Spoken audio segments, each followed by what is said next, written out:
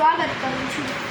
તો આ એક ભૂતિયા અંગૂઠીની સ્ટોરી છે, એક બંનેના મામા મામીની। મારે તો કોઈ રિલેશનમાં નથી, કોઈ એવી પ્રોબ્લેમ। પણ આ સ્ટોરી 15 વર્ષ પહેલાંની છે। તે એક દિલ્હીના ગોવિંદાપુરમાં કામ કરતા હતા। એક રાત્રે પોતાનું કામ પૂરું કરીને ઘરે આવતા હતા તો તેને અચાનક રસ્તામાં એક વીંટી મળે છે, અને તે પણ ચાંદીની। તે દેખાવમાં તો નોર્મલ લાગતી નહોતી, તે બહુ જ આમ ખતરનાક હતી। તો તે વીંટી ચાંદીની હતી અને તે મામા હાથમાં લઈને પહેરી લે છે, કારણ કે એને તો પછી દારૂ પીધેલી હતી એટલે એ કંઈ વિચારે નહીં બહુ। એ પછી ઘરે વહી આવે અને મામીને બધી વાત બતાવે છે કે આવી રીતે આ થયું। તો પછી બંને જમીને સૂઈ જાય છે અને જે હાથમાં વીંટી હતી તે હાથ મામીના કાન પાસે હતો। તો મામી અડધી રાત્રે અચાનક એને કંઈક અવાજ આવ્યો, એ પણ છોકરીના રોવાનો। તો છોકરીના હસવાની અવાજ આવે છે અને તેને લાગે છે કે તે કોઈ સપનું હતું। તે કોઈ આમ બહુ વિચારતા નથી, કહી દે કે એ આ એક સપનું હશે અને તેને લાગે છે કે તે કોઈ સપનું હતું અને તે અવાજ વધતી જ જતી હતી અને ત્યારે જ મામીની આંખ ખુલી જાય છે અને તે ઊભા થઈને બેસે છે। તો તે અવાજ અચાનક જ બંધ થઈ જાય છે અને મામીની હજી આંખ પણ નથી બંધ થઈ, ત્યાં પાછો એ અવાજ કન્ટિન્યુ ચાલુ થઈ અને પાછા ઊભા થયા તો તેને લાગ્યું કે હજી એક સપનું આવ્યું છે। તો એ કંઈ આમ બહુ મનમાં નથી લેતા, પણ તેને કોઈ લાગ્યું કે આમ કોકના ઘરમાં ટીવી ચાલુ રહી ગયું હશે તો થયું હશે। તો તે બાલ્કનીમાં જાય છે તો તેને કોઈ નથી દેખાતું, આખો એરિયો સુનસાન હતો અને આ વખતે નાની છોકરીના રોવાનો અવાજ આવતો હતો।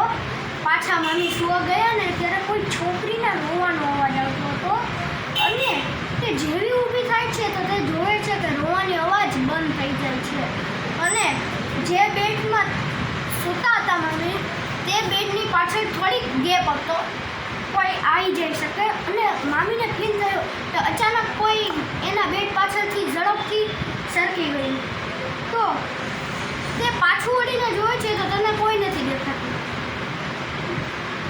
અને પાછું મામીને ફીલ થયું કે દરવાજામાં કોક ઊભું છે અને તે કન્ટિન્યુ મામીને જોવે જ છે પણ મામી પછી બહુ ડરી જાય છે અને પછી મામાને ઉઠાડે છે, કારણ કે મામા તો હતા નશામાં એટલે એ ઉઠ્યા નહીં અને હર હિન્દુ પાસે ગંગાજળ જરૂર હોય છે એટલે તે આખા ઘરમાં ગંગાજળ છાંટી દે છે અને પછી તે પાછા સૂવા જાય છે અને આ વખતે સ્ત્રીની હસવાની અવાજ આવતી હતી અને પાછા ઊભા થાય તો આવાજ બંધ થઈ જાય છે અને મામીએ એક વાત નોટિસ કરી કે મામાએ વીંટી પહેરી છે તેમાંથી આવે છે અવાજ અને તેને વિશ્વાસ નથી થતો કે એક વીંટીમાંથી હસવાનો અને એ પણ અલગ અલગ રીતે અવાજ કેવી રીતે આવી શકે છે। તો તે ડરી જાય છે અને પાછા મામાને ઉઠાડવાની કોશિશ કરે છે પણ મામા ઉઠતા નથી। ત્યારે રાત્રે 3 વાગતા હતા અને નેગેટિવ એનર્જીની શક્તિ રાત્રે 3 વાગે ફૂલ પાવરફુલ થઈ જાય છે અને તેની શક્તિ પણ ડબલ થઈ જાય છે એટલે તો મામી તો ફૂલ ડરી જાય છે અને જ્યાં મામા રહેતા હતા તેની બાજુમાં મામીની નણંદ રહેતી હતી। તો તે નણંદને બધી વાત કહે છે કે આ ચાંદીની અંગૂઠી મેળવીને આ બધું। તો તેની નણંદ યકીન જ નહોતા કરતા કે એક વીંટીમાંથી કોઈનો હસવાનો અવાજ કેવી રીતે આવી શકે છે। તો તે માનવા તૈયાર જ નહોતા, ખાલી મમ્મીને જ હસવાની અવાજ આવતી હતી, બીજા કોઈને પણ તે અંગૂઠામાંથી હસવાની અવાજ આવતી જ નહોતી અને તેની નણંદને લાગ્યું કે આવી કઈ મજાક હોય, રાતના 3 વાગ્યે તમે એમ કહો છો, તમારો મગજ ફરી ગયો છે કે શું અને તમારો કોઈ વહેમ હશે તેમ કહે છે અને પછી મામાને જે હાથમાં અંગૂઠી હતી તેને કાઢવાની કોશિશ કરે છે, પણ તે મામાના હાથમાં ફસાઈ ગઈ હતી. એટલે તો તેલ બેલ નાખે છે, પણ જેમ તેમ કરીને નીકળી જાય છે. અને પછી તે મામી ઈંટથી એને તોડવાની કોશિશ કરે છે, તો તે ઈંટ તૂટતી નથી. તો પછી એને જેમ તેમ કરીને વીંટી તોડી નાખી.